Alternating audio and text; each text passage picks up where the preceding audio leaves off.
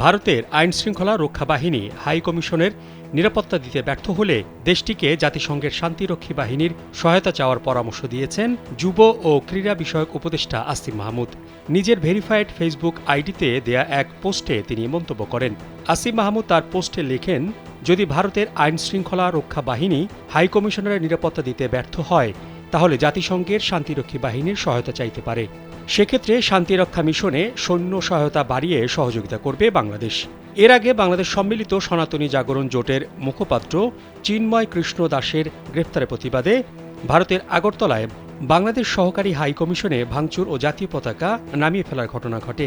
হামলার ভিডিওতে দেখা যায় বিক্ষোভকারীরা বাংলাদেশের জাতীয় পতাকা নামিয়ে ফেলার পর তাতে আগুন ধরিয়ে দেয়। এদিকে বিধানসভায় আলোচনায় অংশ নিয়ে বাংলাদেশের সাম্প্রতিক অস্থিরতা নিয়ন্ত্রণ এবং হিন্দুসহ সংখ্যালঘুদের সুরক্ষায় জাতিসংঘের শান্তিরক্ষা বাহিনী বাংলাদেশে পাঠানোর জন্য প্রস্তাব দেন মমতা বন্দ্যোপাধ্যায়। উপদেষ্টা আসিফ মাহমুদও এর পাল্টা জবাব দিলেন।